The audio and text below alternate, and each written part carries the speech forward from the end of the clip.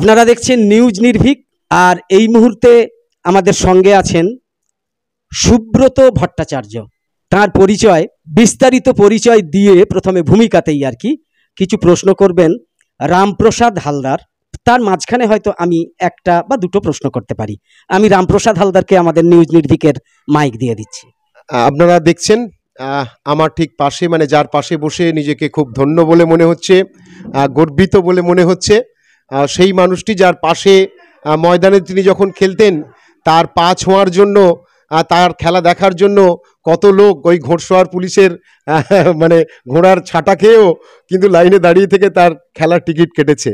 তো সেই মানুষটি হচ্ছেন সুব্রত ভট্টাচার্য, যিনি অর্জুন পুরস্কারে সম্মানিত হয়েছেন, পেয়েছেন মোহনবাগান রত্ন, খেল রত্ন পেয়েছেন, পশ্চিমবঙ্গ সরকারের বঙ্গবিভূষণ সম্মানে তিনি সম্মানিত, এবং এই সব সম্মানের বাইরেও যেটা হচ্ছে যে অগণিত ফুটবল প্রেমী বাঙালির মনে তার একটা স্থায়ী শ্রদ্ধার আসন আছে। এটাই হচ্ছে মনে হয় সবচেয়ে বড় পুরস্কার তার। তো এই সময়ে এই বয়সে এসে আজকে তিনি এখানে চণ্ডীতে পল্লী উন্নয়ন সমিতির ডাকে এসেছেন রক্তদান শিবিরে, রক্তদাতাদের উৎসাহিত করেছেন, যুব সমাজকে উৎসাহিত করেছেন। তো সুব্রতদার কাছে, মানে বাবলুদা, আমি শুধু তার আগে একটু বলে দিই, বাবলুদার সঙ্গে আমার প্রথম হয়েছিল তখন আমি কলেজে পড়ি। বাবলুদা 1990 সাল কলেজে স্পোর্টস হয়েছে, আমি একটা রানে আর কি, আমি ফার্স্ট হলে চ্যাম্পিয়ন হতাম, কিন্তু সেটাতে সেকেন্ড হয়ে গেছি। তো যাই হোক, সেখানে আপনার হাত থেকে পুরস্কার নেওয়ার মধ্য দিয়েই সেই প্রথম বাবলুদাকে ছুঁয়ে দেখা, সেই হাত ছোঁয়ার সুযোগটা কিন্তু তখন হয়েছিল। তো আজকে আপনার পাশে বসে এইভাবে প্রশ্ন করতে পারবো, এটা সত্যি সত্যি একটা বিরাট ব্যাপার। তো বাবলুদা, ফুটবল নিয়ে জীবন কাটালেন, তো এইখানে এসে প্রাপ্তি অপ্রাপ্তির হিসেবটা তো শেষ বয়সে মানুষ করে। তো এখন কি মনে হয় যে এই ফুটবল আপনার জীবনে ঠিক প্রাপ্তির জায়গাগুলোকে কিভাবে পূরণ করেছে? প্রাপ্তি দু রকমের হয়, একটা হয় মানুষের ভালোবাসা, মানুষের আমার প্রতি অনুরাগ, আমার প্রতি তাদের একটা টান, এই একটা আছে। আর একটা আছে আর্থিক দিকে, আর্থিক কতটা পেলাম আর্থিকভাবে। কিন্তু আমি একটা কথা বলি, ফুটবল খেলোয়াড়ি জীবনে আমি অর্থ নিয়ে কোনোদিন ভাবিনি, কিন্তু মনমান সমর্থকদের কাছ থেকে যেভাবে ভালোবাসা পেয়েছি, যে আন্তরিকতা পেয়েছি, যেভাবে পরিচয় ওরা করেছে আমার সাথে, যেভাবে সম্মান দিয়ে, এগুলো আমার কাছে অতুলনীয়। সুতরাং আমি কি পেলাম, কি টাকা পেলাম, আমি তো কিছুই পাইনি, কিন্তু এর মধ্যে দিয়ে প্রতিষ্ঠা পেতে গেলে পরে যা যা দরকার, সেই অধ্যবসায়টা আমার ছিল প্র্যাকটিসের মধ্যে। এই অধ্যবসায় ছিল, সাধনা ছিল, নিষ্ঠা ছিল, সততা ছিল, তাই আমি প্রতিষ্ঠা পেয়ে এই জায়গাটায় এসেছি আপনাদের কাছে, এবং বিভিন্ন জায়গায় যাচ্ছি। মানুষ আমাকে গ্রহণ করেছে, তাদেরকে যতটুকু পারি খেলাধুলো সম্বন্ধে কথা বলার বলি। না, আর্থিক বিষয়টা তো আপনার কাছে কোনোদিন ছিল না, কারণ আপনার কাছে একদম ব্ল্যাঙ্ক চেক ছিল অন্যান্য দলের কাছ থেকে, বিশেষ করে ইস্ট বেঙ্গলের কাছ থেকে টাকার ব্যাগ নিয়ে তারা আপনার বাড়িতে বসেছিল, কিন্তু আপনি মোহনবাগানের প্রতি যে ভালোবাসা, সেই ভালোবাসাটাকে বজায় রাখার জন্যই, এবং সেই টানটাকে আপনি কোনোদিন উপেক্ষা করেননি, যেটা আজকের দিনে বিরল। তো আপনার মনে হয় যে আপনারা যে নীতিকে নিয়ে একটা ক্লাবের প্রতি যে ভালোবাসা, আজকের দিনে খেলোয়াড়দের মধ্যে কি সেই ভালোবাসা খুব কমে যাচ্ছে? না, ভালোবাসা না, আমি একটা পদ্ধতির মধ্যে দিয়ে নিজেকে রেখেছিলাম। আমার মার কথা আমি কখনো ফেলতাম না। আমার মা ফুটবলে মনমান ছাড়া কিছু জানতো না। আমায় যখন ইস্টবেঙ্গল সই করাবে বলে 78 সালে যখন ইস্টবেঙ্গল প্রায় 1.5 লাখ টাকা দিচ্ছে, তখন আমি 22,000 টাকায় মনমানে খেলেছি। এগুলো আমার মার নির্দেশে। কারণ আমার মা কেন মনমানে জেনে, মনমানে মার আমাদের মামার মতো ছিল, পাশের বাড়ি কেষ্ট পাল, উনি ছিলেন। কেষ্টদাকে দেখে আমার মা মনমান প্রতি একটা অনুরাগ ছিল। তো সব মিলেমিশিয়ে মায়ের ইচ্ছাতেই আমি মনমান ছাড়িনি। আমার মনমানে আমি খেলার পরে আমার সেই ভালোবাসাটাও কর্মকর্তাতে পেয়েছি। আজকে সমর্থকরা দারুণভাবে আমাকে গ্রহণ করে, আমাকে ভালোবাসে, আমাকে দেখলে পরে তারা একটু উল্লাসিত হয়। এই ব্যাস, ঠিক আছে, এটাই আমি খুশি। আমি কি পেলাম, টাকা পেলাম না পেলাম না, সেটা বড় ব্যাপার না, টাকা আমি নাই পেতে পারি, অনেকেই তো টাকা পায়নি, কিন্তু চুনিদাও পায়নি, মান্নাদাও পায়নি, আমিও পেলাম না, তাতে কি আসলো গেল?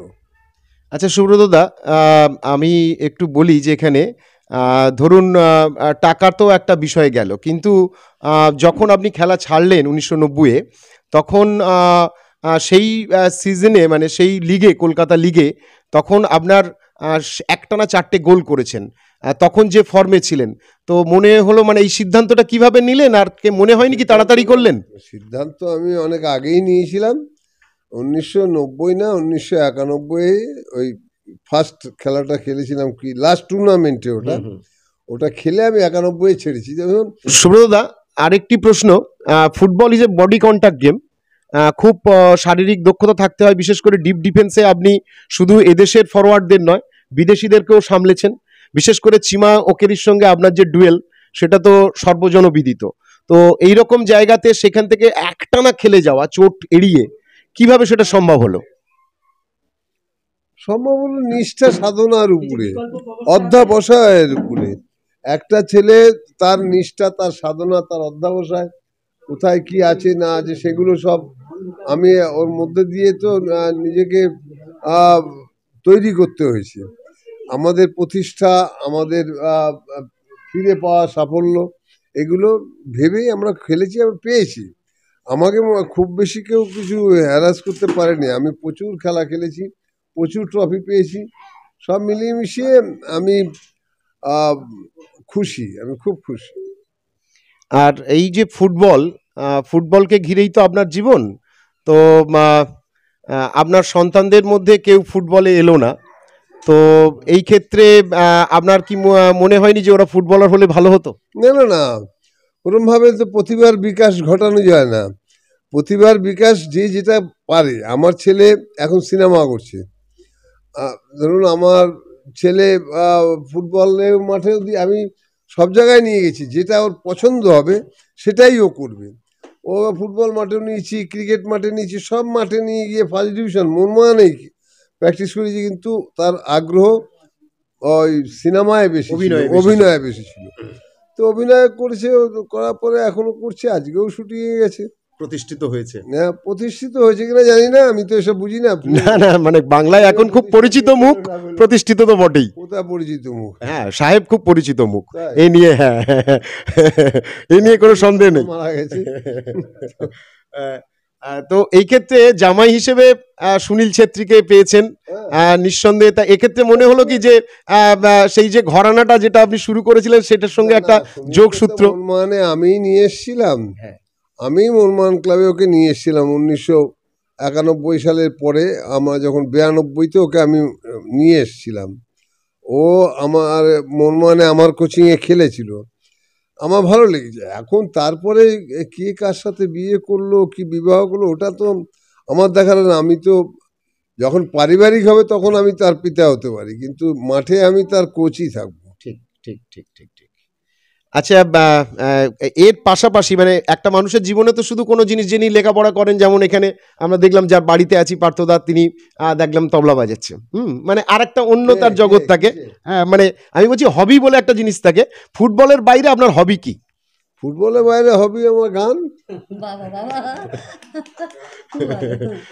সব আর্টিস্ট, আমার সন্ধ্যাদি বলো, আরতিদি বলো, আমি নির্মলাদি বলো, মানবদা বলো, মান্না দে বলো, শ্যামল মিত্র বলো, এদের আমি খুব ঘনিষ্ঠ ছিলাম, খুব ঘনিষ্ঠ ছিলাম। আমি এদের সঙ্গে, আমি এই যে আজকে এখানে এসে বসছি, কিন্তু অন্যান্য রোববার, কোনো রোববার আমি তাদের বাড়িতে সকালবেলা চলে যেতাম, কী রেওয়াজ করছে, এগুলো ভালো লাগে, মন থেকে শুনতে ভালো লাগে, জানতে ভালো লাগে একটা।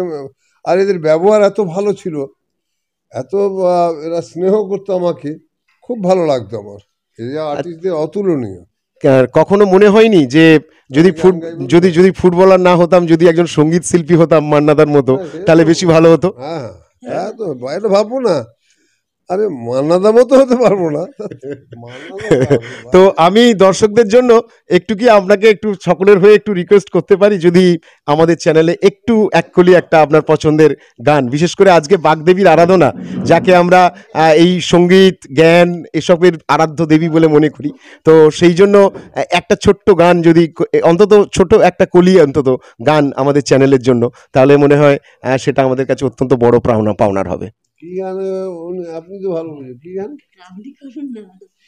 মা সরস্বতী বিদ্যাবতী তোমায় দিলাম জানি না, খোলা গানটা জানি না। চিঠি, একটু দয়া করো মা গো, বুদ্ধি যেন হয়, এসব কথা আমি গান লিখছি জানি না। তোমায় নালিশ করে নয়।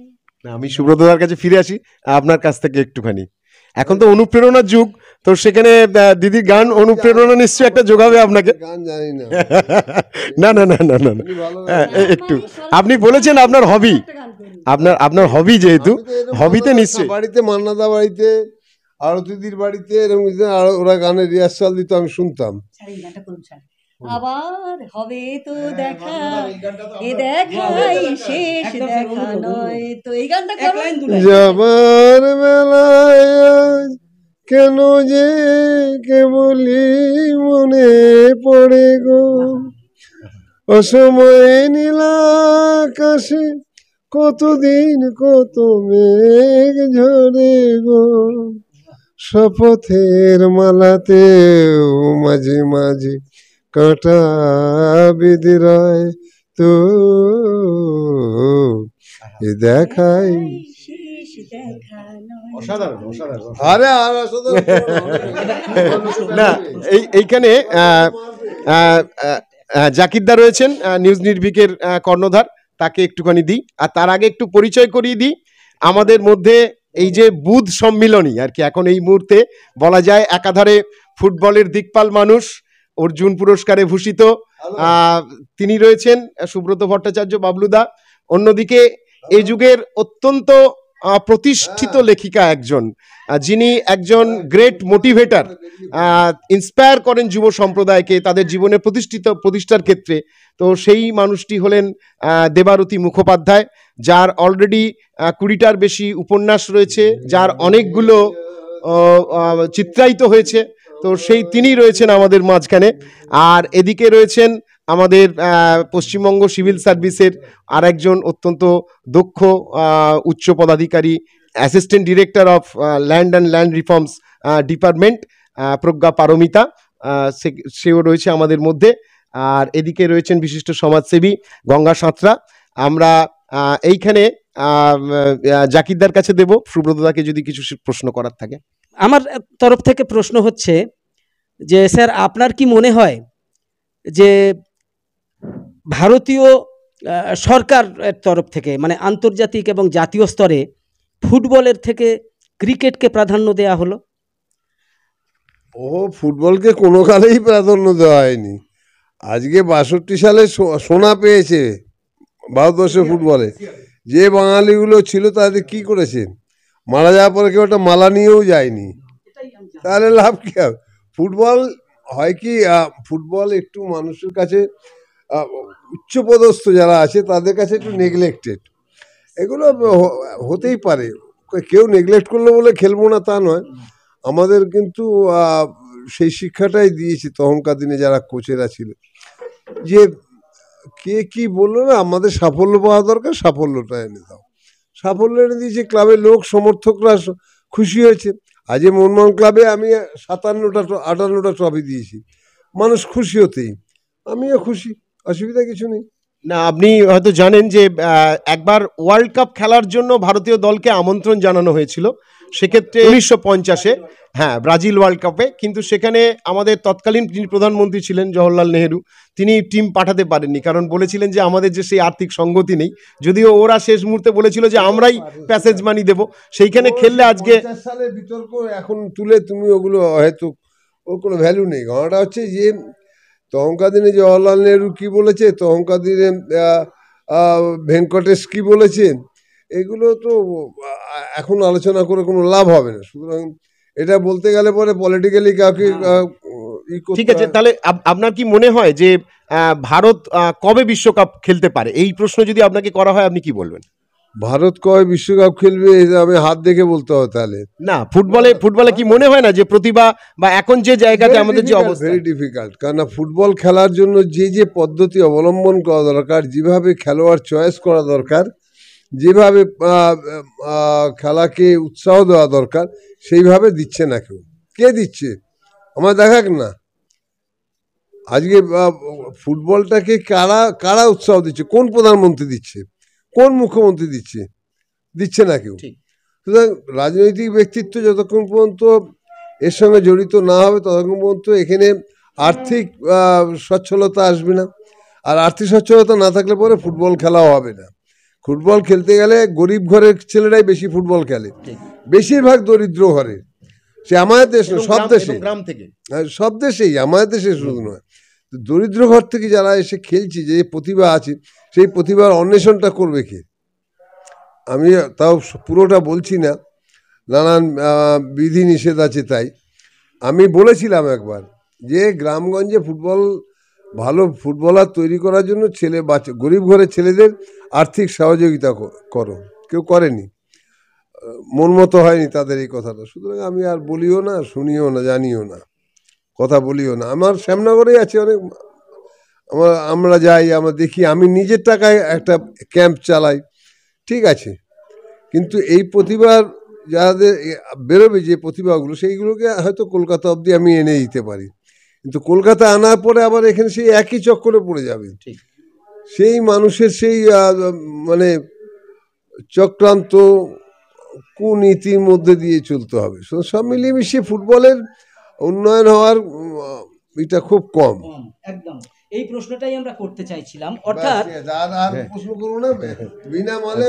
ঠিক আছে, আচ্ছা, আমরা অনেক অভিনন্দন আমাদের বাবলুদাকে, সুব্রত ভট্টাচার্য মহাশয়কে, তার এই আনকাট এবং খোলামেলা আলোচনা, বিশেষ করে তার কাছ থেকে গানের কলি আমরা পেলাম। আমাদের নিউজ চ্যানেলের পক্ষ থেকে তাকে অনেক অভিনন্দন। ভালো থাকবেন, সুস্থ থাকবেন। ঠিক আছে, ধন্যবাদ স্যার।